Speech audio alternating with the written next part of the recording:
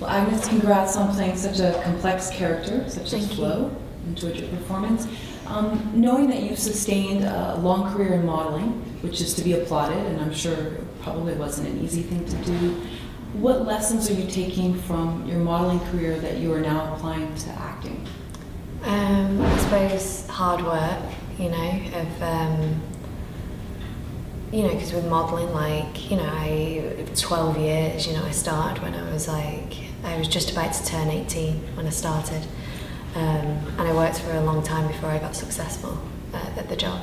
And I suppose hard work and persistence and showing up and, doing the job to the best of my ability. And I suppose that's what I want to do with this as well.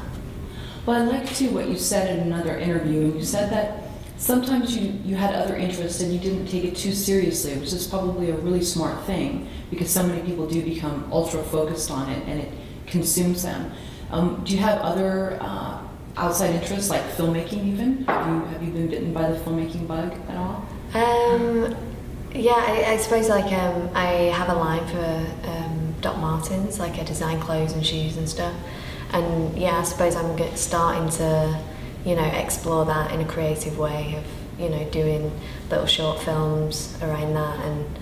And because I love, I'm so inspired by young people, especially young women of this generation that's coming up, and the strength in that. So I would love to capture that, yeah. Was there a certain character that you watched where you said, I want to do that?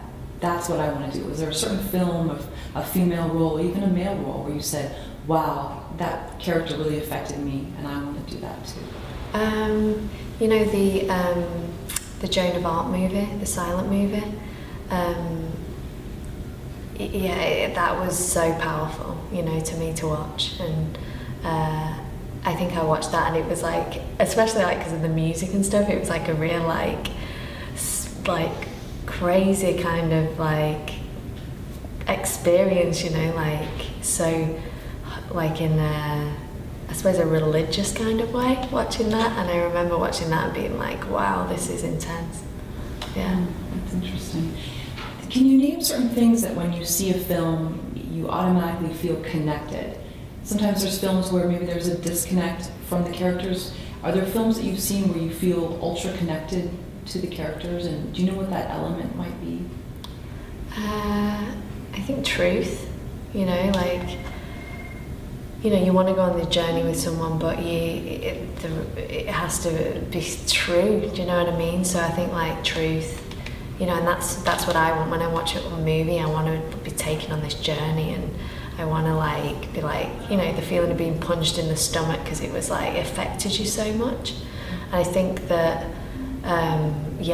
truth and being in the moment is, I suppose, one thing that, when I watch someone, I'm wow, because you kind of forget you're watching a movie. And you mentioned in another interview that you've been around the world and you've seen so many things and experienced different cultures. What lessons from your travels have you taken to life, really? I mean, what things have affected you that you kind of take with you? Is that part of the not taking something too seriously and realizing that there's a bigger picture? Yeah, I suppose seeing different cultures and realizing how big the world is, and that not that an individual is so small, but stuff isn't as important as high class problems. It becomes less effective. Do you know what I mean? When you realize how much is going on in the world right in this moment, it kind of makes I think it creates such a freedom in a way, and not being so caught up on stuff. I think I find that the more and more my vision widens to the world, I feel less hung up on stuff. That's great. Yeah. And I've read a few places that you've been compared to a chameleon in some ways with your different looks in modeling. Are you able to take that into acting as well?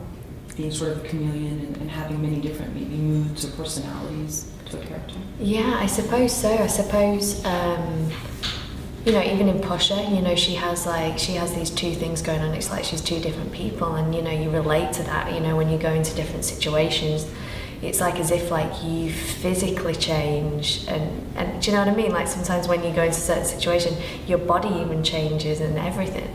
So yeah, whatever's going on inside kind of like helps that also, like, you know, like aesthetically, you know, as well.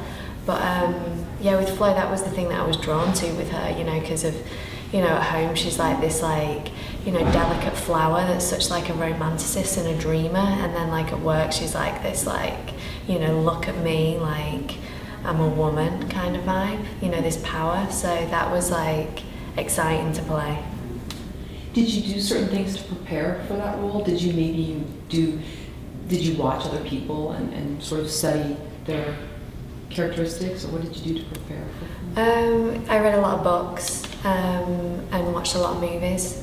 You know, books on that dancers had written, addicts had written, to get some reality on it. Then, like, literally go and finding those people. You know, like speaking to, you know, heroin addicts, drug addicts, and people that worked in the profession of dancing and stripping.